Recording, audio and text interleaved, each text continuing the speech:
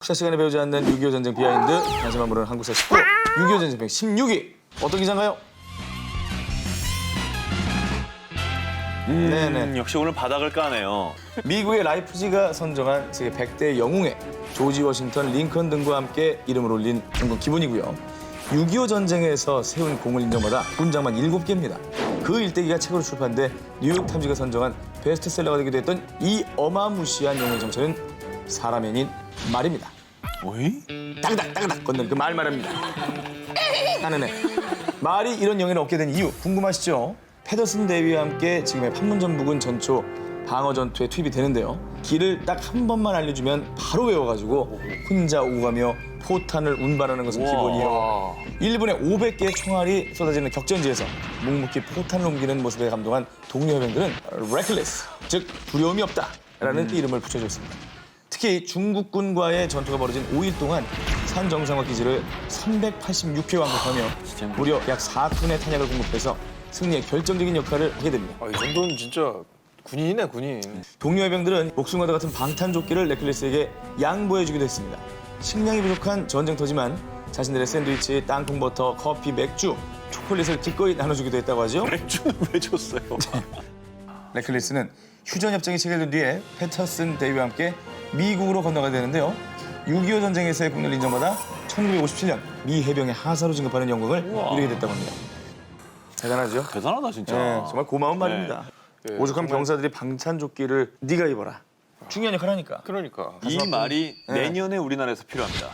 네? 내년 왜요? 하필 왜요? 한국은행 지하 금고에 금을 옮길 때 이 말이 아직도 한국은행 생각에 이분 지금 머릿속에 지금 금으로 가득 차 있어요. 아니 짐을 옮기는 잘 옮긴다며.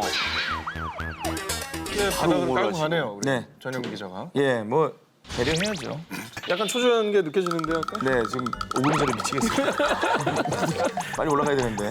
당신만 모르는 한국사 19, 6.25 전쟁편 15위. 지금 바로 공개하겠습니다. 오늘 날이다 날. 목 쉬겠네, 목 쉬겠어. 오늘 날이다. 음식뿐 아니라 전쟁을 통해 생겨난 용어의 직업까지 전쟁이 불러온 한국의 생활상 지금 전 기자가 꼭꼭 집어드리겠습니다. 얼굴 이거 오늘 이거 개판 5분 전이네 이거. 개판 5분 전이요. 이런 말. 표준할까요? 좋지 않은 상황을 좀 과격하게 표현한 말 정도? 써도 된다. 글쎄요, 그게 애매한데요. 아수라장. 어찌해 볼 수 없는 혼돈 상태라는 뜻을 가진 개판 5분 전. 바로 이 말이 6.25 전쟁에서 비롯됐다는 사실을 모르셨을 겁니다. 개판할 때 개는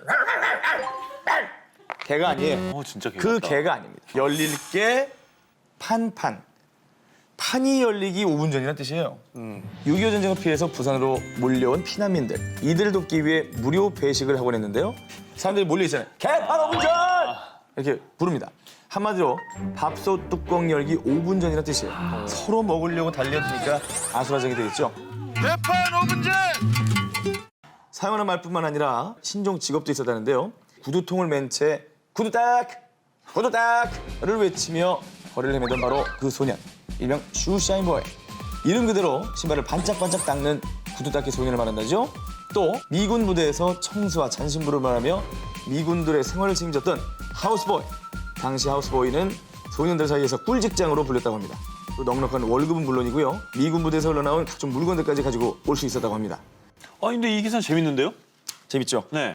16위라고 하기에는 좀 재밌습니다. 제가 어릴 때만 해도 이렇게 미군 부대에서 나온 물건들 보따리에 넣어서 맞아요. 파는 아줌마들이 미지 아줌마. 네, 진짜 우리 동네에서 미지 아줌마라고 했었거든요. 미지 아줌마가 슈퍼갑이었어요. 네. 그리고 이제 그 물건들의 총 집산지가 네. 청계천에 있는 도깨비 상가. 뭐... 도깨비 시장에 가면 다 있었죠. 저는 이제 집이 부산 가까우니까 거기 남포동에 그렇지. 국제시장. 어. 네, 거기 가서 물건들 많이 사오고. 뭐 샀어요?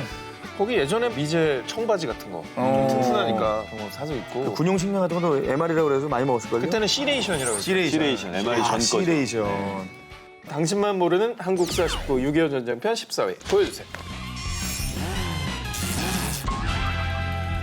이 귀신 잡는이라는 말을 들으면 마치 연관 검색어처럼 해병대가 떠오르시죠. 네. 이 별명은 한 종군 기자의 기사에서 유래했습니다.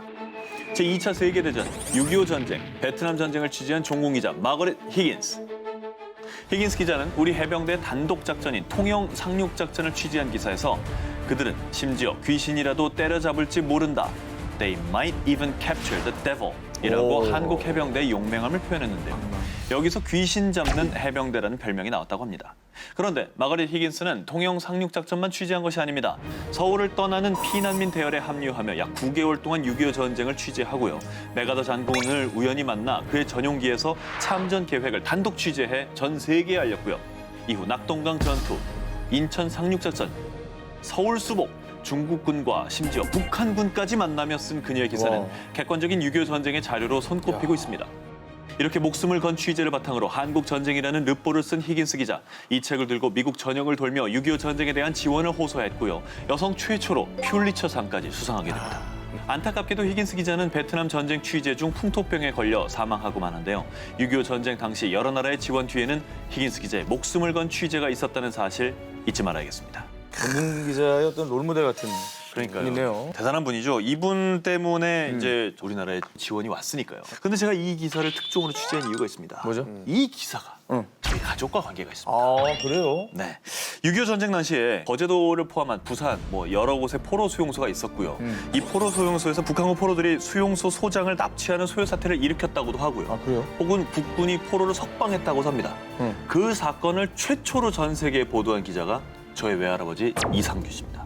그 당시에 이제 AP연합통신의 통신원으로 있었는데 이 기사를 제 일보로 타진을 했고요.